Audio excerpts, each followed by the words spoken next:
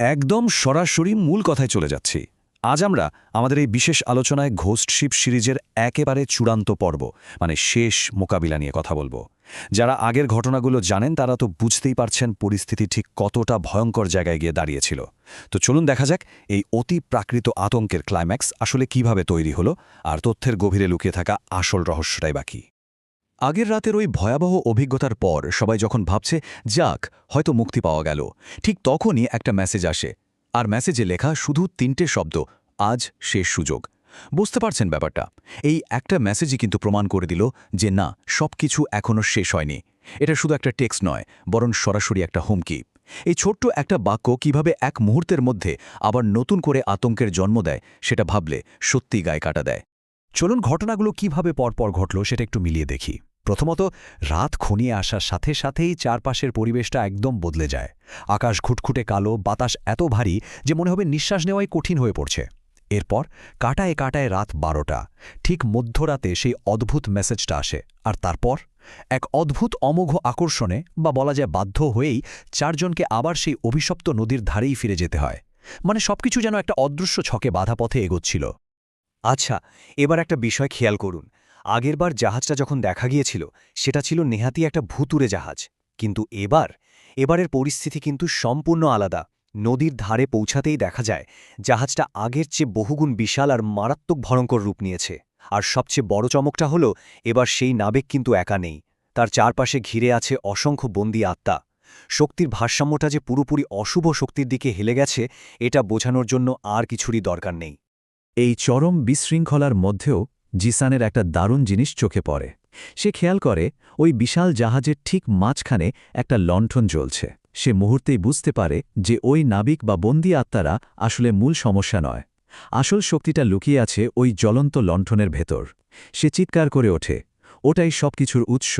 আর ঠিক এই মুহূর্তেই পুরো ঘটনার মোড় একেবারে ঘুরিয়ে দেয়। সমস্যার একেবারে রুট কজ বা মূল কারণটা ধরতে পারাটাই ছিল টার্নিং পয়েন্ট। জিসানের কথাটা শোনা মাত্রই ঘটনা একেবারে রোলার কোস্টারের মতো এগোতে শুরু করে। ইরফান কিন্তু ১ সেকেন্ডও সময় নষ্ট করেনি। সে সোজাই অভিশপ্ত জাহাজে উঠে পড়ে। চারপাশে এত সব বন্দী আত্মা, সে ভয়ঙ্কর নাবিক, সবকিছু উপেক্ষা করে সে পাগলের মতো ছুটে যায়। তার টার্গেট একটাই, যেভাবেই হোক ওই লণ্ঠনটার কাছে পৌঁছাতে হবে। চরম বিপদের মুখে দাঁড়িয়ে প্রাণের মায়া না করে এভাবে ঝাঁপিয়ে পড়াটা সত্যি অভাবনীয় একটা ব্যাপার। ইরফান যখন সমস্ত বাধা পেরিয়ে একদম লণ্ঠনের সামনে চলে আসে, নাবিক তখন বুঝতে পারে যে তার খেলা শেষ। সে মরিয়া হয়ে চিৎকার করে ওঠে, না!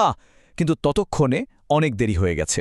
নাবিকের ওই আর্তনাদকে বিন্দুমাত্র পাত্তা না দিয়ে ইরফান এক আছাড়ে লণ্ঠনটা ভেঙে চুরমার করে দেয়। আমাদের আজকের এই আলোচনার একেবারে পিক পয়েন্ট বা ক্লাইম্যাক্স কিন্তু এটাই।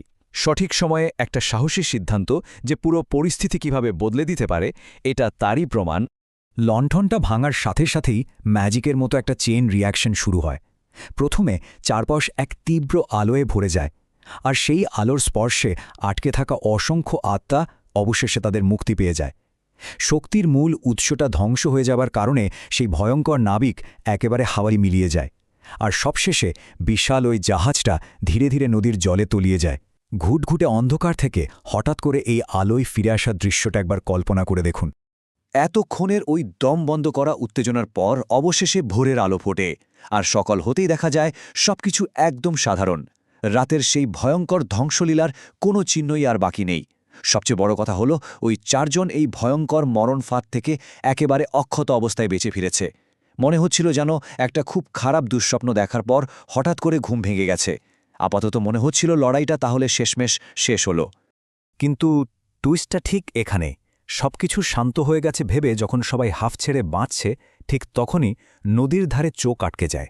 সেখানে নদীর পাড়ে পড়ে আছে সেই ভাঙা লণ্ঠনেরই একটা ছোট্ট টুকরো। আর চমকে দেওয়ার মতো ব্যাপারটা কি জানেন? ওই ভাঙা কাচের টুকরোটার ভেতর থেকে তখনও একটা ক্ষীণ আলো জ্বলছে। এই একটা দৃশ্য স্বস্তির পুরো পরিবেশটাকে এক লহমায় ধূলিসাৎ করে দেয়। গল্পের ভেতরে যে এখনও আরও অনেক কিছু লুকিয়ে আছে, এটা তারই একটা স্পষ্ট ইঙ্গিত। আর ঠিক এখান থেকেই মাথার মধ্যে একটা প্রশ্ন খুব জোরে সোরে ঘুরপাক খেতে থাকে, শেষ নাকি শুরু? ওই ক্ষীণ আলোটা কি সত্যি চিরতরে নিভে যাওয়ার আগের শেষ স্পন্দন, নাকি নতুন কোনো ভয়ঙ্কর অশুভ শক্তির জেগে ওঠার প্রথম সংকেত? হয়তো আমরা ভাবছি বিপদ কেটে গেছে, কিন্তু অতিপ্রাকৃত জগতে কি কোনো কিছু আদৌ চিরতরে শেষ হয়? এই একটা ভাবিয়ে তোলার মতো প্রশ্ন নিয়ে আমাদের আজকের এই আলোচনা এখানেই শেষ করছি।